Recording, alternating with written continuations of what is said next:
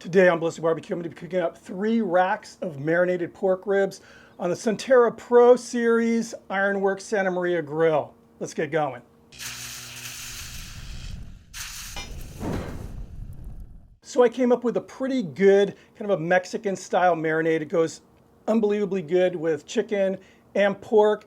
I thought it'd be a fun video to cook up 3 racks of these marinated ribs on my Santa Maria grill. Let's kick it off with that marinade. So to the bowl, 20 ounces of pineapple juice.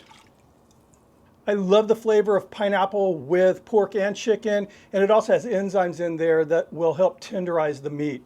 12 ounces of guava juice. Same thing with the guava juice. It's got a good flavor, good aroma, and it also has those enzymes that'll help tenderize. 1/4 cup lime juice. 1/4 cup avocado oil. You want to use an oil, a cooking oil that has a neutral flavor. I like avocado oil. It's got a neutral flavor and also has a very high smoking point, so that's why I went with that. 1/4 cup chili sauce. This is the kind of chili sauce I like to use. It's just called homemade chili sauce, and it's good. I've used it in a few recipes. It's available at most grocery stores, and it's not too hot. It's actually has a nice kind of a peppery flavor and a little sweetness to it. So 1/4 cup. 1/2 cup white vinegar. 4 cloves freshly chopped garlic. Then I have here 3 teaspoons Mexican oregano. You can use regular oregano if you want. 3 teaspoons salt. This is kosher salt.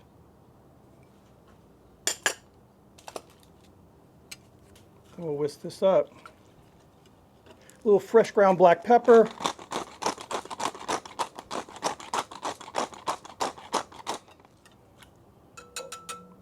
Now what you want to do is put your ribs or your chicken, whatever, in a non-reactive container and marinate it. I marinated mine overnight, and I wouldn't go much longer than overnight. It was about 12 hours. The way I did it was I put each rack of rib in a 2.5 gallon Ziploc, and I broke this up into thirds and just kind of stacked them in my fridge. Worked out great. And I've already got the ribs marinated. I'll show you those right now. And here they are. St. Louis trimmed, and the membrane has been removed. And again, these marinated about 12 hours. I'm going to add just a little bit of salt and pepper to the surface, just the top side of these ribs before they hit the grill. You know, obviously it had salt and pepper in that marinade, but I just want to give it a little coating here.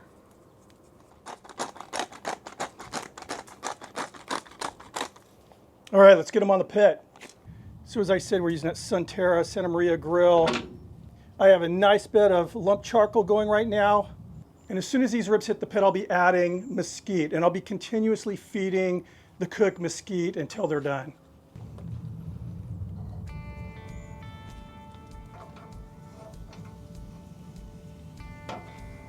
Leaving a little gap between the racks. And these are just 2 little small chunks of mesquite. I'll be adding larger ones as the lump charcoal starts to dissipate. And you can see how we're already starting to get some nice smoke here. Now when you're cooking ribs this way, you're not going to get that same type of smoky flavor that you get with, you know, cooking like say on an offset, but you do get a really good, more of a grilled smoky flavor, and it is good. The nice thing about mesquite is it's a very strong, spicy wood. So on this type of cook, this live fire, open grill kind of cook, it is going to impose a really, just a beautiful flavor. It goes great with these type of seasonings. So while this is cooking, and basically what I'll be doing is rotating, you know, or flipping and rotating the racks, you know, probably every 15 minutes or so. And just to make sure that we get a nice even cook. Now the way I'm going to be controlling the temperature of this cook is by simply lowering or raising the grill grate and using this to push or pull the charcoal, the wood, away from or directly underneath the meat. And again, you're not going off of any temperatures. It's just mainly going off of instinct and feeling, and that's one of the things I love about this type of cooking. So while we're waiting to flip these ribs, for the time to come to flip these ribs, I'm going to make a really kind of a special finishing glaze. We're gonna do that right now. So like that marinade, this glaze is just really inspired on my love for Mexican food. What I have here is 16 ounces of blue agave syrup. Before we start working with this, I'm going to do something else though. This is 1/2 cup of white tequila, tequila blanco. To this, it's important that I do this step first before we start going with this syrup. I have here 3.5 ounces of achiote paste. This is how it comes packaged, and depending on the brand, it's going to be in like a cellophane like this, or it'll be wrapped in kind of a foil material. And this stuff is awesome. It's basically the note seeds ground. It's got peppers in here, vinegar, some citrus, and it has kind of multifaceted flavors. A little bit sweet, some earthiness, a little bitter, and you can taste the the kind of a peppery flavor, but it's really good. And the cool thing about it is it adds a really vibrant color to things. Now, this blue agave nectar is kind of like a dark amber anyway, so I don't know how much it's going to affect that. But if you added it to, say, that marinade, the ribs would end up with a kind of a yellowish orange color to them. It's really cool. Carefully drop this into the tequila. I just like to get this fully dissolved before I add it to the agave syrup. So now to this agave syrup, I'm going to add the tequila, and there's still kind of chunks in here. I'm going to be simmering this on the stove. We'll get rid of all the chunks. Now add some black pepper, 1.5 teaspoons of pickling spice. I love pickling spice. It just adds so much to these barbecue sauces. There's so many cool things in pickling spice. Just a pinch of kosher salt. And as this reduces on the stove, if I need to adjust any salt, I'll add it then. So I'm just going to stir this up, and there we are. Now I'm just going to put this on a medium heat, and we're going to reduce this. That'll also cook out the alcohol in that tequila. And by the way, you can substitute this tequila with water. It'll be fine. It'll still be very good. I just wanted to pump up the agave flavor in this glaze, and the flavor of a reduced tequila, it's more of a kind of a pure agave flavor than the sweet syrup, so it'll kind of balance things out a little bit. Anyway, this is going on the stove. I'm going to be tending to the ribs. See you guys in a bit. Okay, the ribs have been on for an hour now, and just giving you a little update. Getting some really nice color, and what I've been doing is, again, every 15-20 minutes I've been flipping them and rotating them. So let me get those over here. There. Let me show you what's going on down below.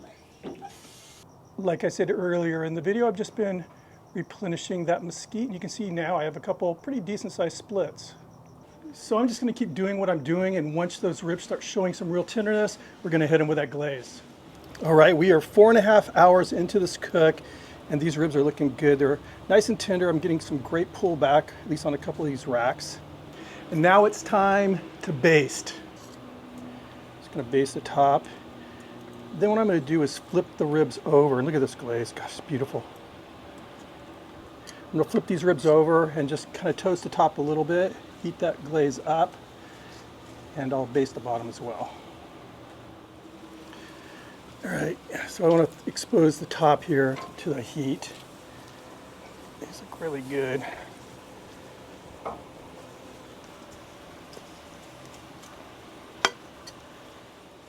All right. That's what I'm looking for. I just want to get that glaze set on there. Those look beautiful.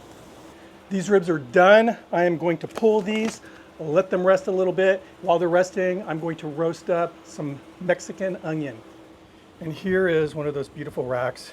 You'll see the other two in my thumbnail. But yeah, I can tell this is going to be extremely tender.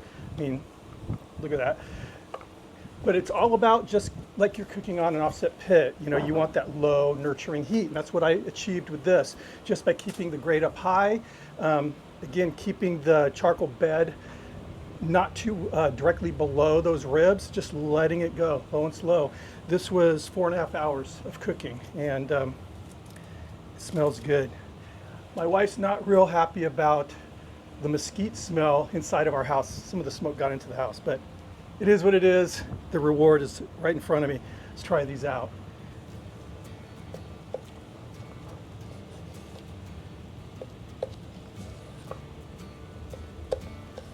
Right now, as I said, you're not really going to get a smoke ring on these.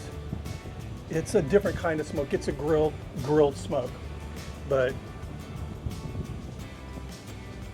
see, those are tender as all get out.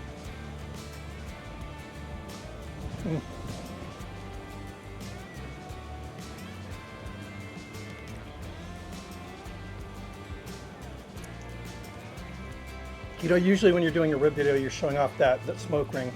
You're just not going to get it with an open cook like this. The smoke's not loitering that long.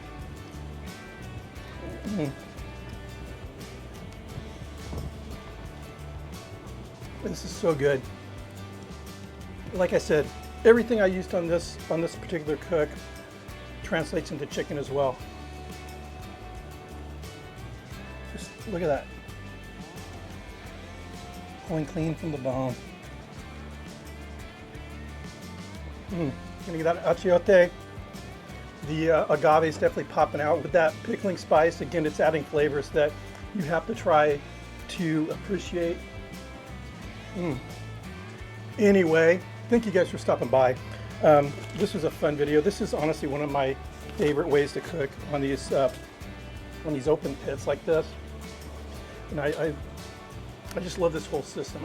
It's so immersive. I always say that every time I use these. It's just so immersive, and that's the best way to describe it. You're feeling everything. You're involved at every step. I mean, it's just a really fun way to cook.